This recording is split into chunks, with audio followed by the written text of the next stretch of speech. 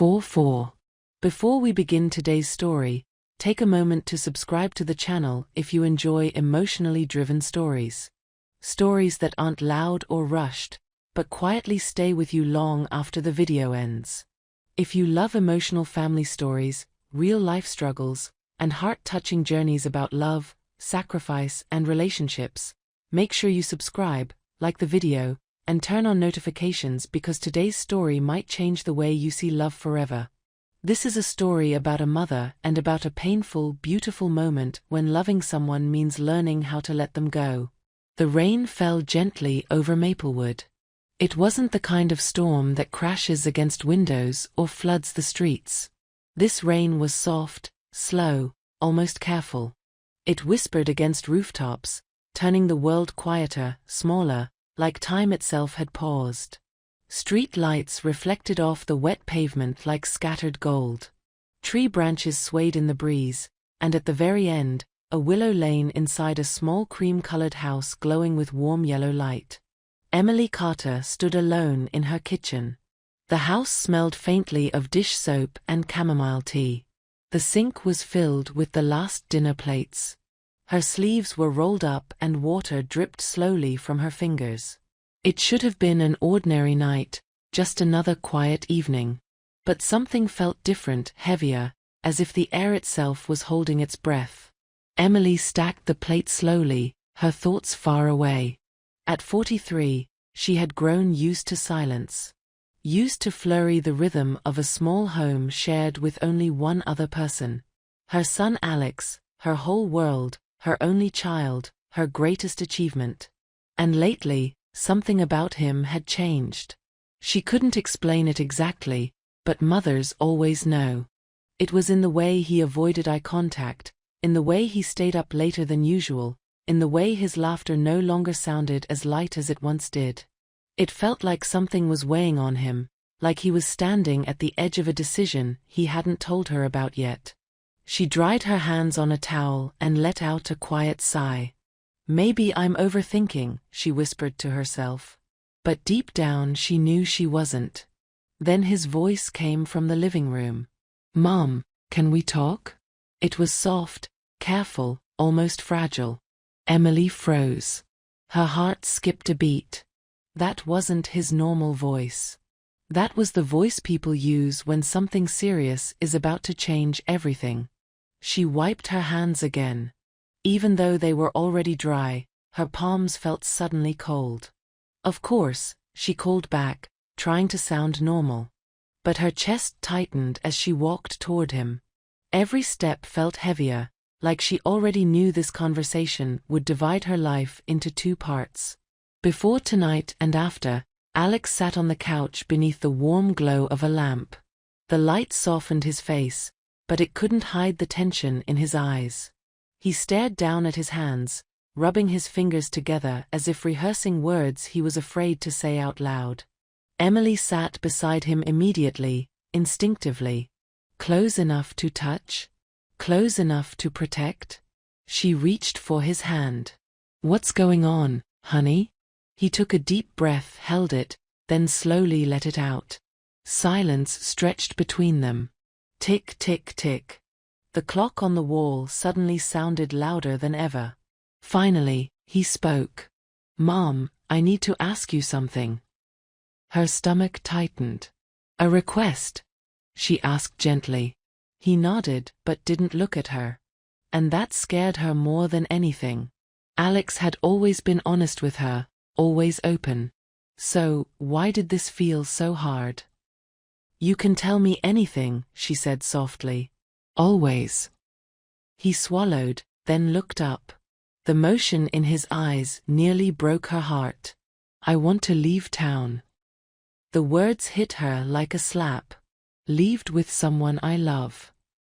And just like that, the world stopped. For a moment, Emily couldn't breathe.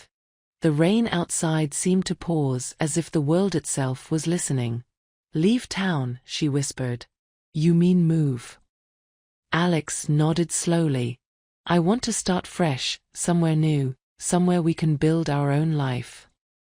That single word hurt more than she expected. Not me, not us. We someone else had become his future. Sue. The first time Emily realized she wasn't standing at the center of his world anymore. What's her name? Emily asked quietly. Sophie, he said, and a small smile touched his lips. That smile told her everything. This wasn't a phase. This wasn't confusion. This was love. She's kind, Mom, he continued. She understands me. Being with her just feels right. He let out a nervous laugh. I've never felt this way before. Emily studied him in silence. And suddenly, she didn't see a boy sitting beside her. She saw a man. The little boy who once peed behind her legs at the grocery store. The child who reached for her hand whenever the world felt too big. Now he was talking about building a life with someone else. Time really was cruel. It never asked permission before moving forward. How long? She asked. A few months, he replied. But it feels like years. He squeezed her hand gently. I didn't want to hide anything from you. Then his voice cracked. But I can't go without your blessing. That was what broke her.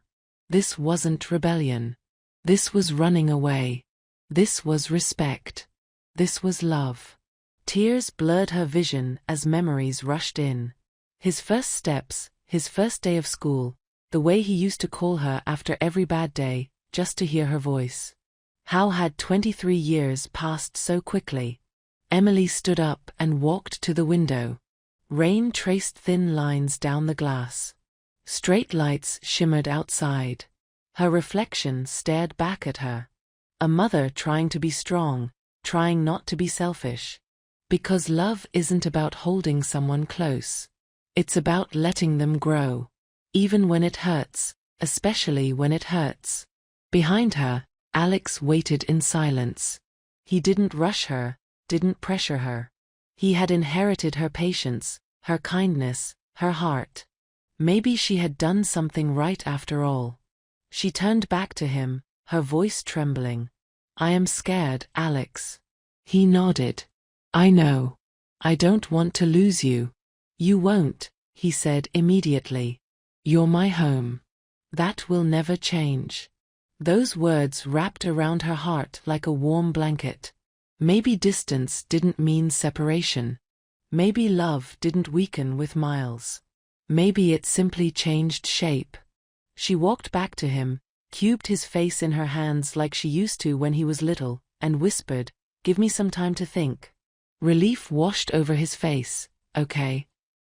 He hugged her tightly, and for a moment, she held him longer than usual, like she was memorizing the feeling just in case. Morning arrived quietly. The rain had stopped before dawn, leaving Maplewood washed clean under pale sunlight. Drops clung to tree leaves like tiny crystals. The street outside looked peaceful, almost innocent. But inside the Carter house, peace didn't exist. Emily hadn't slept. She had closed her eyes, but her mind never rested. Every memory pulled her awake. Alex running through the hallway in socks, crying on his first day of kindergarten, wobbling on his bike and saying, Don't let go. Ma'am, no. He was the one letting go. She sat at the kitchen table, fingers wrapped around a mug of tea, gone cold. Sunlight slipped through the curtains. Dust floated lazily in the air. Tick, tick, tick. The clock sounded unbearably loud. Her eyes drifted to the empty chair across from her. The chair where Alex had eaten breakfast for years. Cereal spills, toast crumbs, sleepy smiles. Now it looked temporary, like it was already learning how to be empty. Soft footsteps approached. Alex stepped into the kitchen carefully, like he wasn't sure he was welcome. Morning, Mom, he said. She forced a small smile. Morning. Silence settled between them. Awkward, unfamiliar, painful. I can make breakfast, he offered quickly. Eggs, toast, coffee. It wasn't about food. It was his way of saying, I'm still here. Please don't be bleed angry with me. You don't have to, she said gently. I want to, as he moved around the kitchen, pretending everything was normal. Emily noticed the truth. The slight tremble in his hands, the nervous glances, the quiet hope in his eyes. Finally, he couldn't hold it in. Did you think about what I said? There it was. The question hanging between them since last night. She took a slow breath. I did. He froze. It's a lot, Alex, she continued softly. You've been my whole world. Her voice broke, and letting go of that feels like losing a part of